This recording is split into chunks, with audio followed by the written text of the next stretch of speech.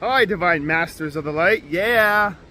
Greetings and welcome on this fine and beautiful, wonderful day today. So here we are in the backcountry of Bella Coola, BC, in the misty, cloudy mountains.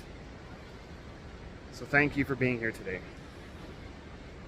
Okay, so today's video is, in the spiritual realms, you have left the higher consciousness and higher conscious mind on idle, giving over the content of your spirituality to your negative ego. So you have put the negative ego in charge of the content and context in the form of your physical, metaphysical, and spiritual reality. You also have the assistance of a very loyal companion, the subconscious mind. The subconscious mind deals with the content of your reality in a totally different way. It deals with the metaphysical content of your reality. The beliefs, the attitudes, the feelings, the thoughts, the decisions, the choices that you make. And the subconscious mind takes the content and delivers that metaphysical content to your conscious mind, okay, which similarly deals with the form in the context. It is going to use and deal with those subconscious contents of your mind. That's the metaphysical world is worked with in that capacity.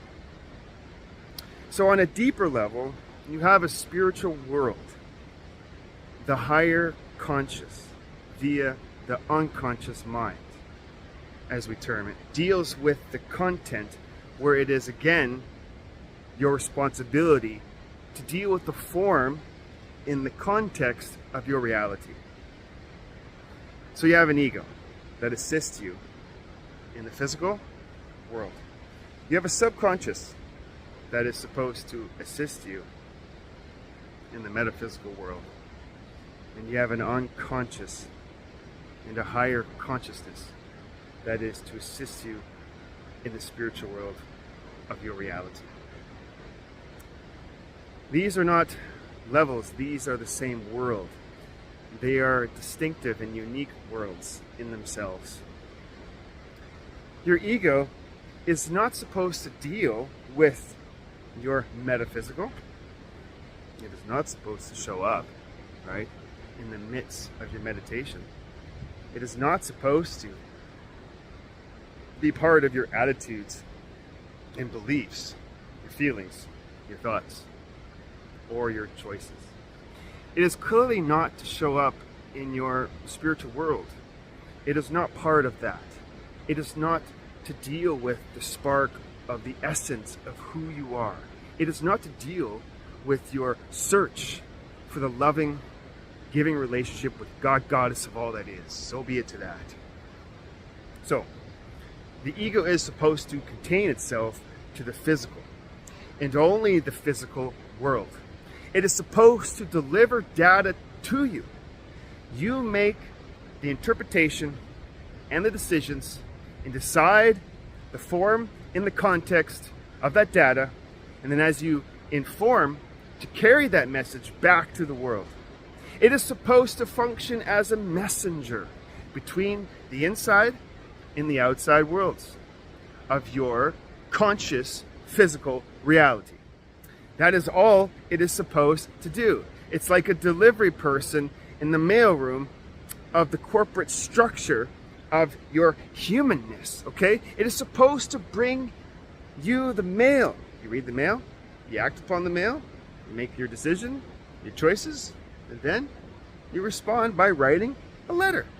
Yes, communicating back, and the person in the mailroom is supposed to pick up that communication and deliver it. That's it. That's it. That is the function of your assistant. In the intricate world of physicality, they are too intricate to handle alone, and that is what the ego is supposed to do. But you see, something happened here. What happened? I wonder. Comments below. Oh, what do you think happened? Okay. So you have heard of the Peter Principle, yes? The Peter Principle, basically put into a nutshell here, is that in a corporate structure, you promote the employee in the level of their incompetence, and then you leave them there. Well, you function in the Peter Principle in this corporate structure of your own humanness. The employee, the ego, you have elevated it and promoted it, right, to the point of incompetence, and then you left it there. Yeah, it no longer just has to deal with the content of your physical reality. It is supposed to handle the form in the context. It is not only delivering mail to you, it is reading the mail and responding to mail. It is delivering that response. Oh boy. It often replaces the subconscious and its assisting capacity. The ego looks over the content and the form in the context of your metaphysical reality, as it speaks to of your spiritual grandeur or your spiritual aptitude. Also, in the spiritual realms, you have left the higher conscious and higher conscious mind on idle, giving over the content of your spirituality to your negative ego, to be handled along with the context and the form of your spirituality. Therefore, the negative ego is there as well. So you have taken this mailroom delivery person and you have made them chairman of the board. You have put them in charge of the content, the context, and the form of your physical and metaphysical and spirituality. You have promoted it to a level of incompetence far beyond that which it can handle. You know what? Just like another person who has been promoted, right, to the level of incompetence. All the ego can do is make promises, and they can never deliver on those promises. It's not strange, it's not wondrous why that is happening. Why doesn't it ever deliver? Because it can't. Because if you were in a job that you have no skill set for, no ability for, no potential of ever being able to do, all you could say is, I'll do it. I promise. I'll handle it. I'll get it done. I'll get to it. Don't worry. It will be all right. I promise. I promise. I promise. But you could not deliver. So it is not a strange and bizarre phenomenon, but rather an unexpected phenomenon under the circumstances we're discussing today. So you have promoted this negative ego to a level of its incompetence. You have given over what the subconscious, what the higher conscious mind, and the unconscious, even what your conscious mind is supposed to be doing. And expect the ego to handle it all. How's that going for you? Comments below.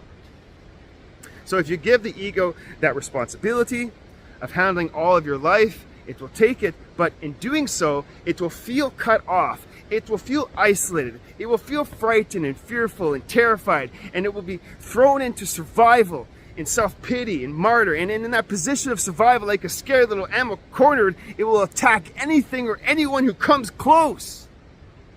Put yourself in your ego's position.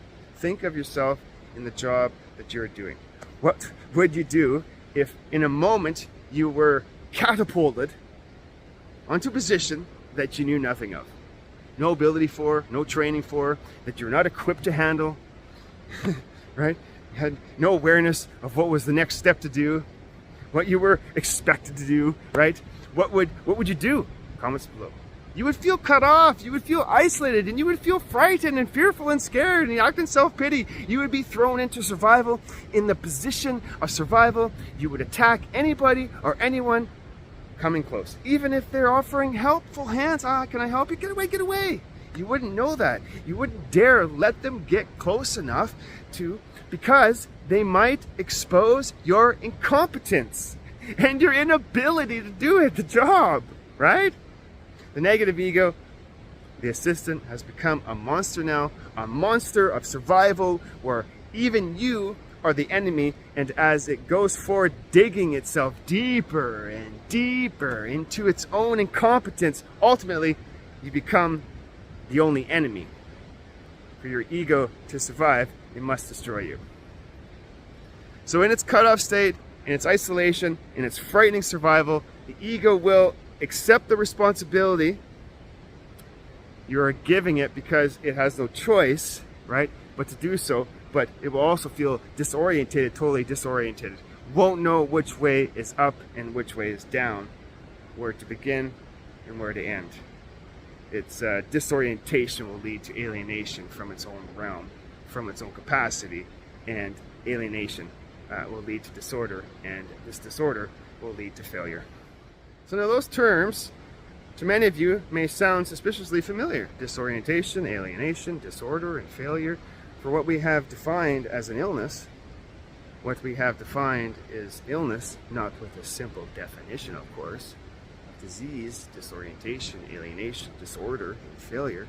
A negative ego is ill, and in a state of illness, it is destructive and negative, and the negative ego is really an alienated, disorientated, disordered, and a failing ego. It is ill, isolated, cut off, cut in survival, in a position of its own incompetence, fighting for its life and viability. Do not feel sorry for it, but understand this, divine ones. This is Chris Barr.